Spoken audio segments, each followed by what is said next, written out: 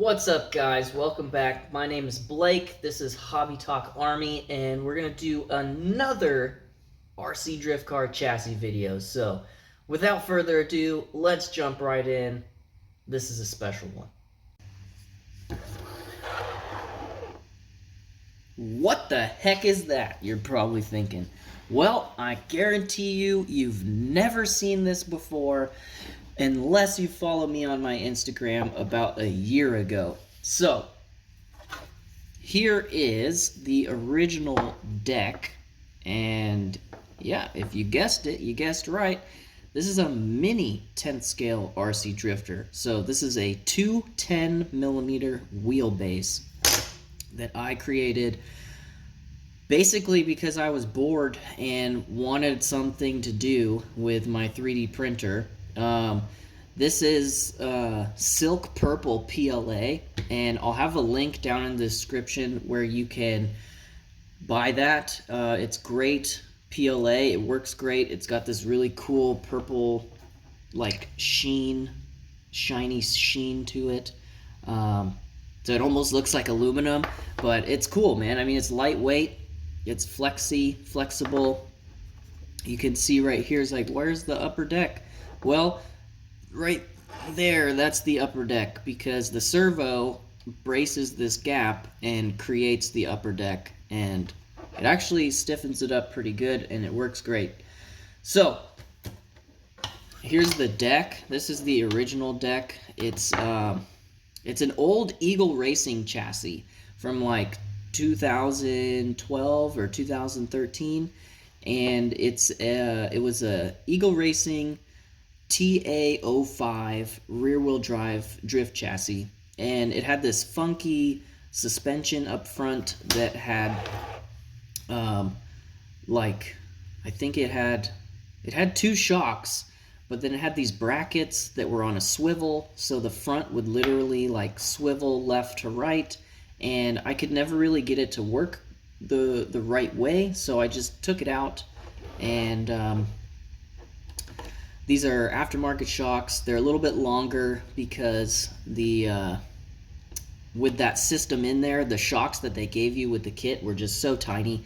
So I ended up getting some, I think these are 60 millimeters, maybe 65 millimeter length shocks, and it just worked out better in that case for me. So let's get this, or one more thing I'll show you. So the tape on the deck is because those are the holes that I'm not using. So I kept all the other holes and just measured them and put them into my PC, and I was able to draw up this deck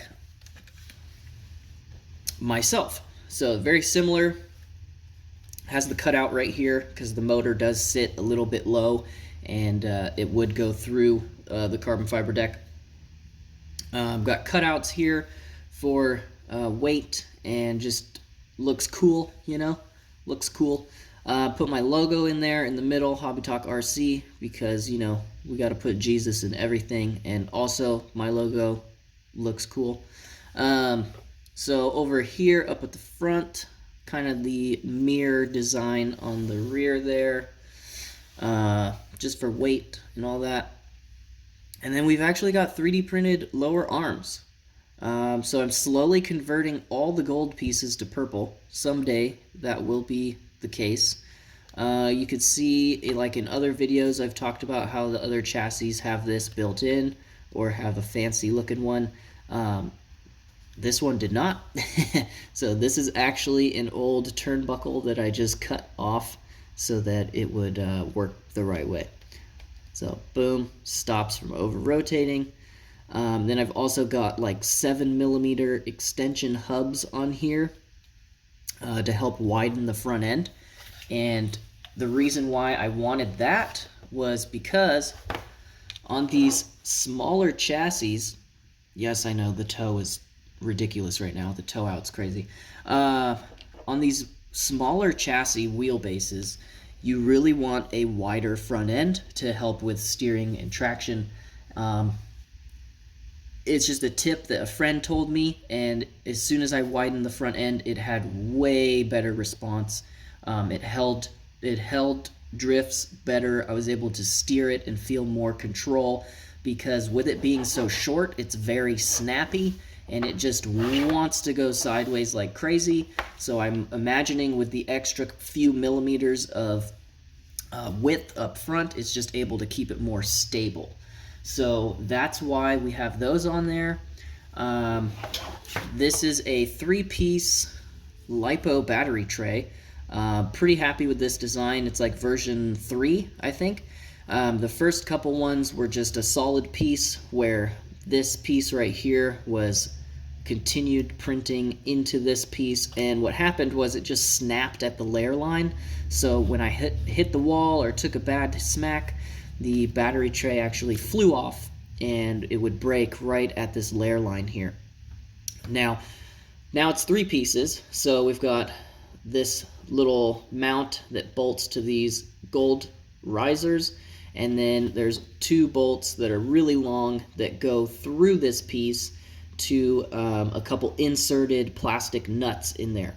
So I could put a link down in the description as well for those plastic nuts. Those come in handy a lot if you're 3D printing and you want something to like be sturdy when you clamp it together, instead of printing threads, which almost never works with PLA. You just print a hexagon and just pop one of those little hex nuts in there, and then you've got threads. So I use those a lot. There's 2 more back here on the underside of this rear bracket. This one's more difficult to see, but yeah, so this is another bracket. Oh, sorry. This is another bracket here. So that way it does add 4 screws, which is a little heavier than, you know, the original design, but the rigidity, like, man, it is strong. And then cut out this cool design, made it look pretty nifty there, so that was kind of cool. And then we've got these little tabs on the sides here, and I just use like a hair tie, and, like, you know, my wife and daughter have those laying around everywhere, so if I need one, just grab one of those, strap the LiPo on there, good to go. Then on the rear, we've got my own rear mount ESC mount. That was pretty cool. I'm pretty proud of that design. That was that took a few different times trying to print that and get it working right, but it's sturdy. It holds on there. It looks great. I feel like it completes the look. There was no other real good place to put the ESC unless you wanted to put it like on top of the servo, because you've got to fit a servo and then a gyro and then your receiver, and then you're like, where do I put the ESC? So I was like, we'll just put it on the back. So ESC's on the back, batteries up top, motors down below. The weight ratio on this thing is pretty sweet. Like, it hooks, it's quick, and once you get control down, like, you could snap this thing around a corner, hang with the other 10th scale cars. Like, it was fun. So yes, I have driven this before, and I really enjoyed driving it. Little brackets here, just noticed that. Made these little L brackets from the motor mount to the rear bulkhead, and that just helps stiffen up the chassis, because otherwise you're just riding on this, and that's pretty sketch, because I have snapped the deck before as well. This is probably the second deck, just from really hard hits. And then also, I've got 3D printed rear lower arms. So, nice and lightweight. Those came out really well, and yeah, they just look fantastic. These shocks in the rear, those are aftermarket ones as well. I think they're a bit longer. They might be 65 or 70 millimeters. So this thing's got a lot of droop, like a lot of droop up front. I do want to correct that, but it's been doing good so far. So in other videos where I've talked about driving spool diffs, this is the chassis that I drove that had a spool diff, and you can see there it is. Belt driven as well. You can see the belt goes up there on that pulley, up to the front pulley, and it drives great. It's just a different type of driving experience. Like I've said before, you are on and off the throttle a lot more because you can't just ease into a drift. You're either drifting or you're slowing down and sliding. So yeah, I mean, it works great. You just got to learn how to do it. So competing with this style of diff, definitely wouldn't want to compete with it unless you're just really, really freaking good. I could never do it. I definitely need a CLSD or a ball diff or some sort of gear diff in order to compete, because that's just a whole nother level. Let's see, up front, actually I didn't go over the steering mechanism and how that all works, because originally the servo would sit over here on the 10th scale deck, or this is 10th scale too, but on the full-size deck, the servo would be here and have a push rod that would then push this arm back and forth. And so what I have done is I created this little L bracket, and I want to redo this whole design too, because this is your weak spot now. I have broken this before too, and they're really quick print. It's like a 7-minute print, and I keep like 5 of these on me if I go to a track, and it's not that hard to swap them out. But one smack, like one really hard smack from this, you're gonna snap this little L bracket here. So it allowed me to then put the servo connection piece here, and the servo sits straight up on top, and then your servo horn is right in the middle, so you get equal throw across the whole thing, and it works great for what it is, like reusing the parts and stuff. Like, it works great,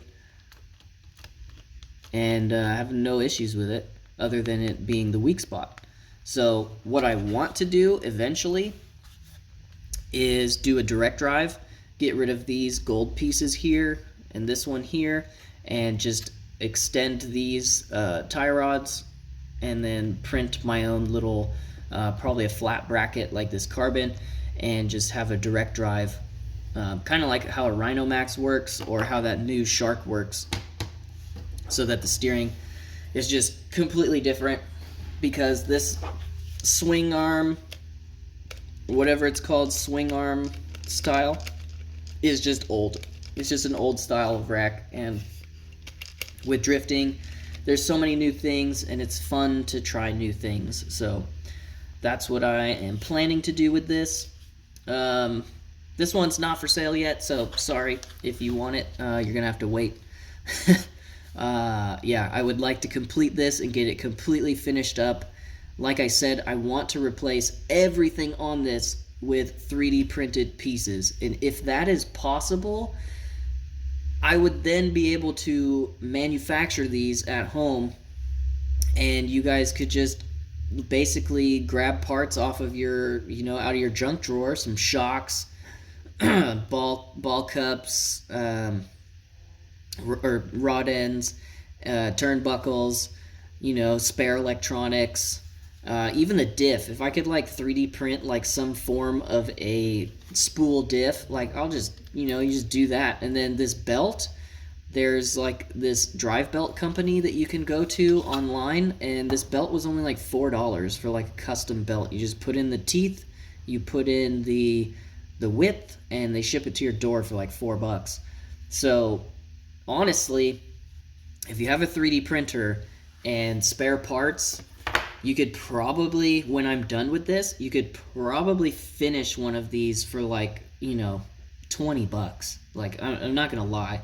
Like, if you have 3D print plastic, if you have PLA, if you have shocks, if you have spare electronics, all you really have to do is buy like some bearings and a drive belt, really. Like, it's not that bad.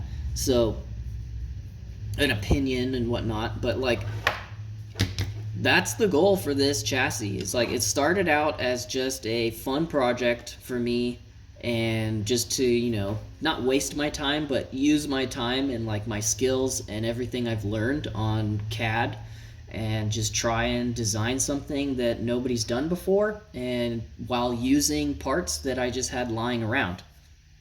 And I think overall it turned out pretty sweet. I mean, whenever I take this out to the track, I'm definitely like turning some people's heads. They're like, what the heck is that thing? And I'm like, oh, you've never seen this before? And I was like, no, of course you haven't.